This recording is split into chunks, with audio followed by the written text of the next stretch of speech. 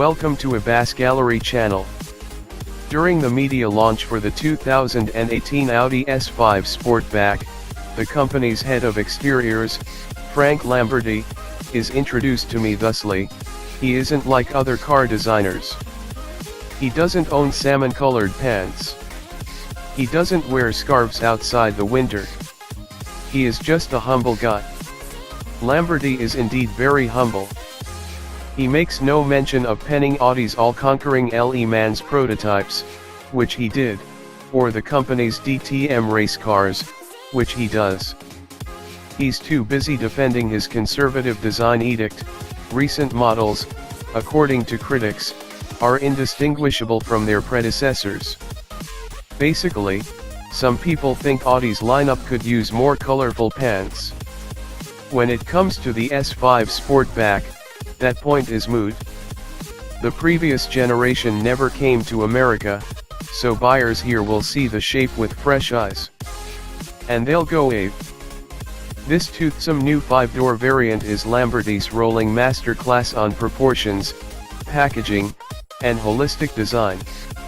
Instead of futzing with the 2-door S5 chassis, his team moved onto the 4-door S4 platform, which added 2.4 inches to the wheelbase, the right amount, he says, for maximizing legroom without over-softening the body lines. From there, he set to adapting the S5 coupe's exterior to scale. That meant going lower, longer, and wider, then dropping the roofline 1.4 inches. The resulting silhouette cuts into rear headroom, but pays massive dividends in utility. Rear seats folded, cargo volume increases to 35 cuft, more than twice that of the full-size, long wheelbase Audi A.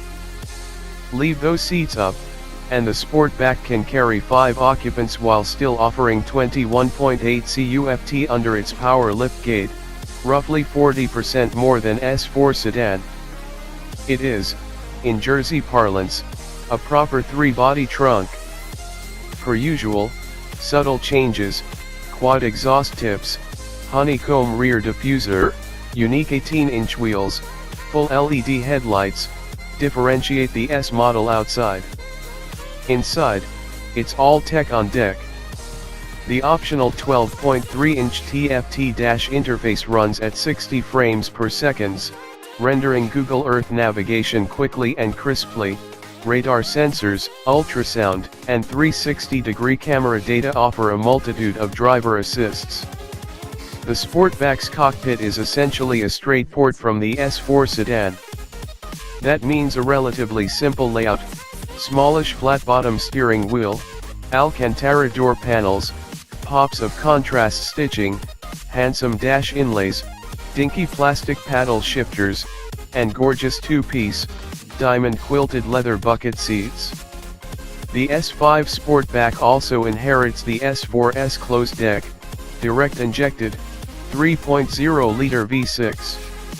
Technical highlights include a trick reverse flow header, allowing a single twin-scroll turbo inside the 90-degree valley, pushing 20.1 side to the effect of 353 HP.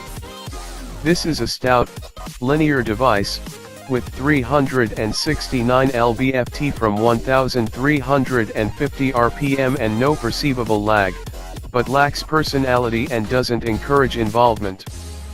Redline is a modest 6,400 revs, and the noises, mostly booming exhaust baritone, get no richer or more complex as the Tatch climbs. While launch control delivers 60 miles per hour in 4.5 seconds, the car can feel oddly lethargic around town. This may have something to do with the gearbox, a conventional 8-speed automatic, sourced from ZF and tuned in-house. The base A5 Sportback, which delivers 252 HP and 273 lb-ft, gets a 7-speed dual clutch and doesn't suffer the same niggles. Engineers say that unit couldn't handle the S's added low-end grunt, hence the torque converter setup. You cannot have Audi's lovely 6-speed manual, apparently, because TTR's buyers are monsters. Remember, we brought the last generation of that car over to the US as manual only. Everybody was cheering right up until they saw the acceleration numbers for the European TTRs, which had an automatic and paddles, a product planner explained. You would not believe the hate mail we got. Still, despite an uninspired powertrain, the S5 Sportback delivers. The electronic dampers are well judged, even in the sportiest setting.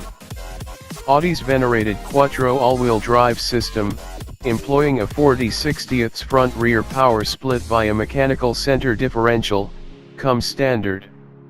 On-throttle stability is excellent mid-corner, and the 245-section summer performance front tires, courtesy of Continental, offer huge turn-in bite. The steering isn't much for feedback, but it's direct enough and, mercifully, leaves off the silly artificial weight common to modern German racks. Also, the brakes are tremendous. Audi estimates the S5 Sportback's 60 to 0 miles per hour stopping distance is sub 110 feet, on par with the last Porsche 911 Carrera 4s this magazine tested. That seems believable, and the robust front hardware, 6-piston fixed calipers, 13.8-inch vented rotors, held up to repeated, back-to-back panic stops and considerable back road pounding. These stoppers are circuit ready. Not that they'll ever see a racetrack. That's not what this car does. Audi knows its customers are more concerned with clean aesthetics, sure-footed dynamics, and competent execution. The S5 Sportback is all that, add enough speed to match the BMW 440i Gran Coupe. Hardly groundbreaking, and not the brand's most engaging drive. But as a grand touring proposition and, more importantly, a design exercise to initiate American buyers, this one's a winner.